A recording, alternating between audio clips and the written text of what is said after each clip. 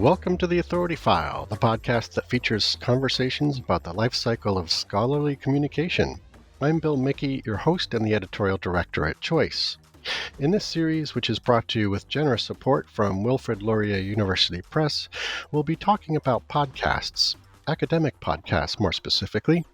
Podcasts have been around for a while now, but they're still an emerging media in an academic context, both in terms of a disciplinary media studies approach and as a recognized scholarly communication format.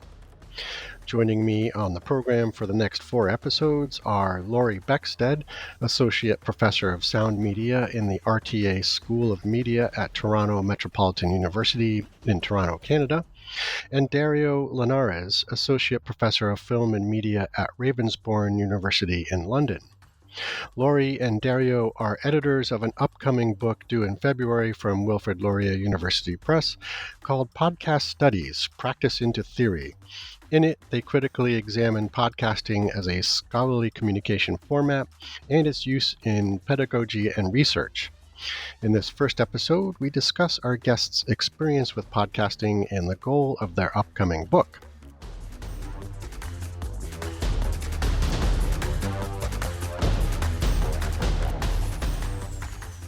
Okay, Lori and Dario, welcome to the program.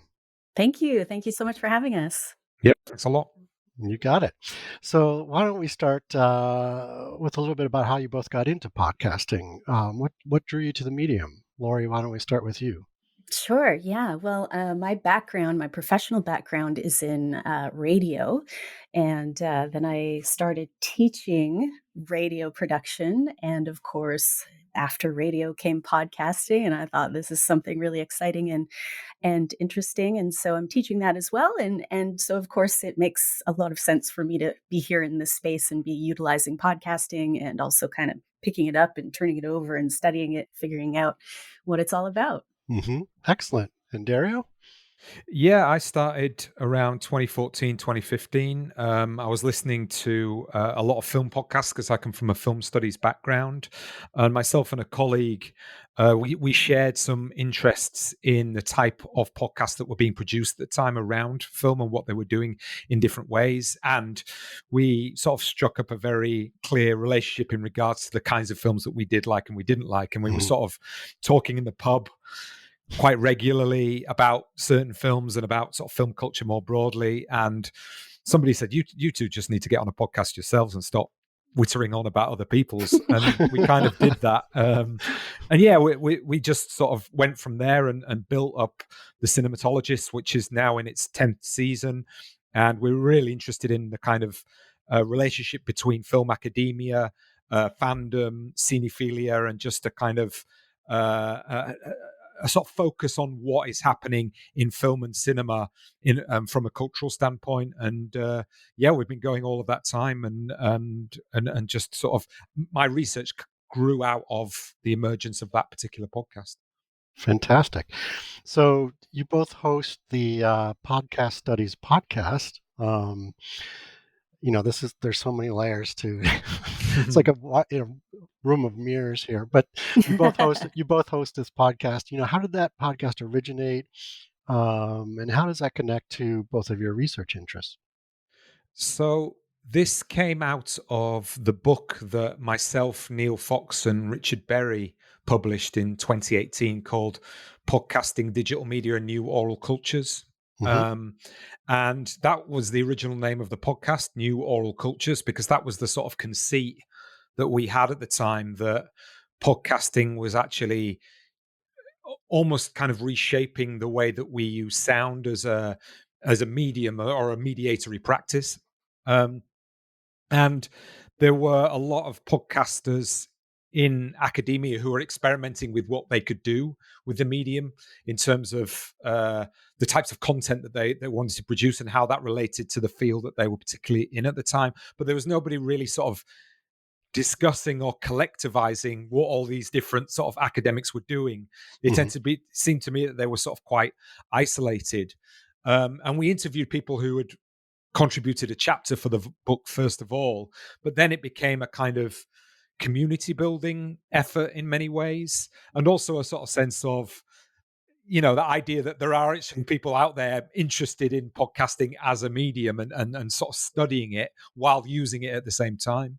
We still kind of had the idea. We had the idea to make it a sort of open platform for an outlet of different types of research. So people could send in a piece of audio that they'd recorded, and they didn't necessarily have to then set up a whole infrastructure to get it out there. They could send it to us, and we would publish it. But it's quite difficult to do that. So that didn't sort of come off in that way, and maybe that's something that needs to be sort of looked into again. And then when Lori sort of got on board with me to do this book after we'd met in a conference in Germany, we sort of floated the idea of turning it into the podcast studies podcast, so it was a bit more obvious what it was actually about, because sort of new oral cultures, as Lori will tell you, is kind of one of my abstract ideas, you know what I mean?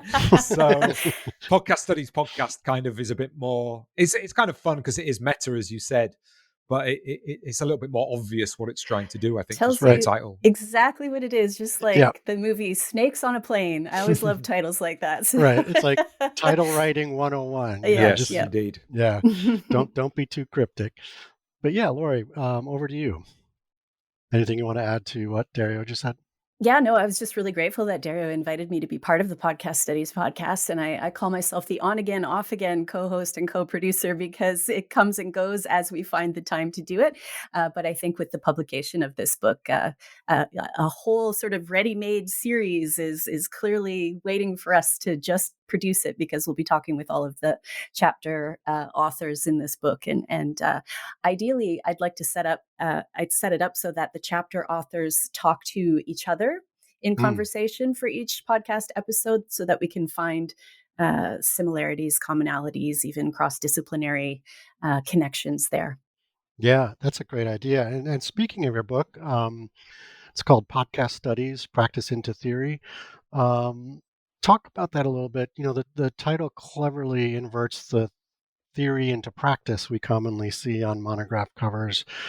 And can you also just explain the goals of the book, but also explain, why you chose to divide the book into studies of podcasting across academic, social, and pedagogic practices? Sure. Yeah. So the goal of the book is really we just really wanted to further podcast studies, because it is a nascent emerging disciplinary field. We kind of wanted to nail it down a little bit around the edges, like trying to pin air down, of course. We don't want to pin it down too much, but yeah. So, and the idea of calling it practice into theory is that, with media studies, I think that practice has always come before the theory. So, the medium exists, and then people begin to study what it means and how audiences use it, et cetera, et cetera. And traditionally, practitioners of media and those who study the practice in an academic or theoretical way, they've been really like distinct, separate groups. So if you think of traditional media like film or TV or publishing, people who study that, those are very gate kept media. And so you had to have money and technical equipment and so on to do it. And so the people who studied it were kind of a separate entity. But podcasting, because it's it is quite a young medium. It's, only around 20 years old, and it definitely has this DIY ethos. Right. So many academics took up the practice really early on. And so I think because we were sort of already doing podcasting at the same time that we were considering, what the heck is this medium? What does it mean in a scholarly context? For Dario and I, we kind of wanted to highlight the theorization of podcasting by the people who were doing podcasting. And I think many of our authors got into podcasting without thinking of it as I'm going to do this as a research project, or I'm going to do this as a way to develop my scholarly output or anything like that. Many people just did it because they were curious and they were interested and they thought it was fun, and they got a lot out of it. And then the idea of them doing research creation really kind of only occurred to them afterwards. And so I think it just really reflects that idea that the practice is coming before the theory. We're theorizing what we've experienced through our research creation. Mm-hmm. Excellent. Dario, anything you want to add to that? Yeah, I would just say that in the introduction to the book, we offer this provocative question, which is, should podcast study scholars be podcasters? And we base that on on the idea that the accessibility of podcasting is much easier than film, television, and other legacy media, as Lori has talked about. So the idea that if you were a film studies scholar, you don't necessarily, and most film studies scholars are not filmmakers. Mm-hmm. And yeah, there may be a sense in which that is problematic, and filmmakers may look down on film scholars, but also vice versa. You know what I mean? That idea a film scholar knows more than what a filmmaker makes. It creates these tensions between practice and theory. Mm-hmm. And we offered that idea that actually, because podcasting is so new and because the barriers to entry are so relatively easy, there is no excuse if you're a podcast studies scholar not to be podcasting yourself. But we offer that as a provocation rather than a, definite rule, let's say. Well, yeah, exactly. Excellent. So, so you've got these three sections of the book, academic, social, and sort of a more pedagogical approach. How did you then determine who would be the contributors for the book? How did you find these contributors? And then what were you looking for in terms of, like you say, Dario, podcasting experience or research interests, to help with defining the study of podcasts? Yeah, I mean, it's interesting because we didn't have the sections beforehand, and interestingly, the original title was "Practice into Theory, Theory into Practice," so it was both, right? So it became we were sort of led in terms of the title and in terms of the structure of the book by the chapters that were offered to us, let's say. So Okay. obviously we contacted our network and we said to people that we knew who were in podcasting, would you like to contribute? And we sent out a call for papers as well because we wanted to be as open and broad as we could. I really at the beginning I was interested in having a almost a sort of comprehensive text, not textbook, but a big tome that would cover as much as is humanly possible in terms of what had gone on so far in podcast studies. And from the start, we were interested in as diverse of that, in a large diversity of voices and approaches, really. Mm-hmm. And from the very beginning, we were interested in different modes of writing and different methodologies as well. But we definitely wanted podcasters to think through that process of podcasting. What are people's motivations? What were the difficulties? And sort of think about that idea of why you are podcasting, on a fundamental level, because I think it's quite a complicated question that to ask, and many of our authors, I think, engage with it in very different ways. And some of it, probably not the majority of it, is to do with their role in academia or their day-to-day job, right? Mm-hmm. So we got the abstract in, we reviewed the abstracts, and we went out again because, in all honesty, we had a few people drop out quite late on in the process. So we had to kind of try and get some new pieces on board quite quickly. Several authors came through for us, right? Quite late on. I mean, Nicholas John and Zil Sharon produced a superb piece, very quickly for us. So we're very grateful for that. And also sort of grateful for authors like Erin Corrie, who basically wrote her piece within a month and has been waiting. And it was perfect. waiting for 5 years for it to come out. So she'll be very, very pleased when it finally does emerge. Nice. But we went through this conversational process with the authors as well. We had a couple of meetings and we sort of split the authors between us and tried to stay in touch as much as possible, so they all had a sense of where they fitted in within the entire structure. So yeah, I think that's the sort of basic process that we went through.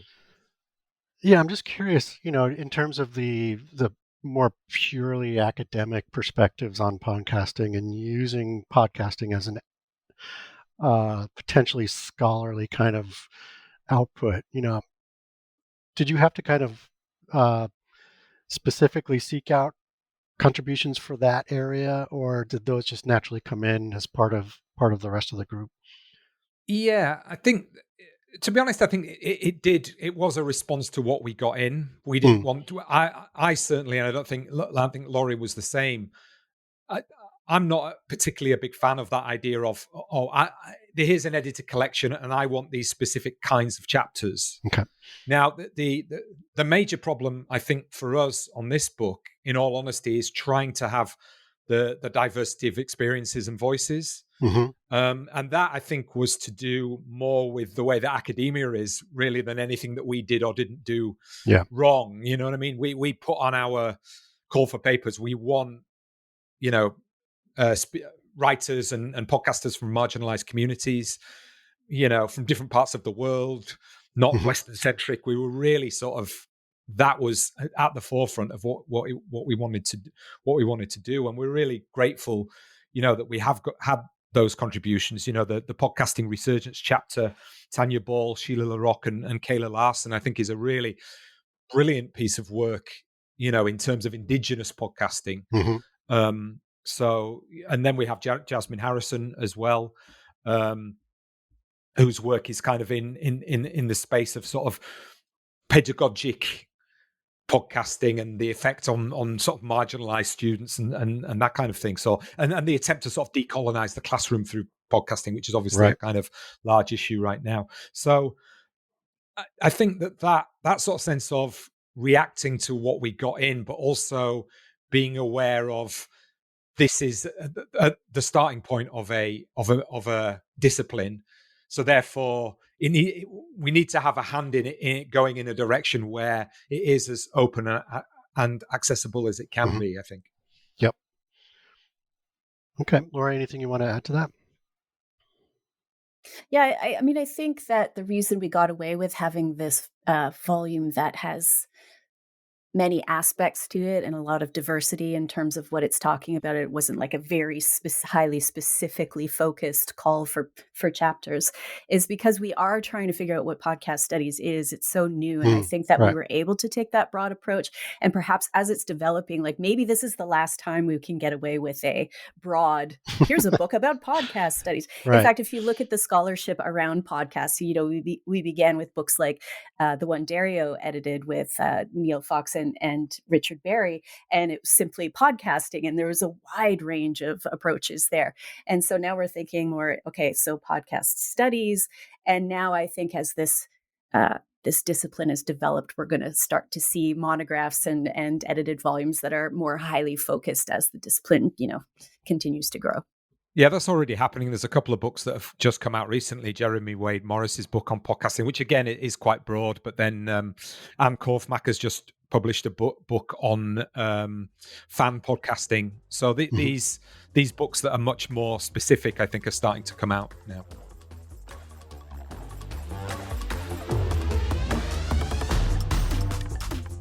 You just heard from Lori Beckstead, Associate Professor of Sound Media in the RTA School of Media at Toronto Metropolitan University in Toronto, Canada, and Dario Llinares, Associate Professor of Film and Media at Ravensbourne University in London.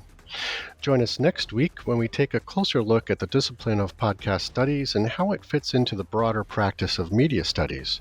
We also talk about the medium's appeal to researchers and how it challenges the traditional principles of scholarly communication. As always, underwriting opportunities for the Authority File podcast are directed by Choice's advertising director Pam Marino, and all of our episodes are produced and edited by Choice's digital media producer Sabrina Kofer, with support from digital media assistant Ashley Roy. That's all for this week. Thanks for joining us.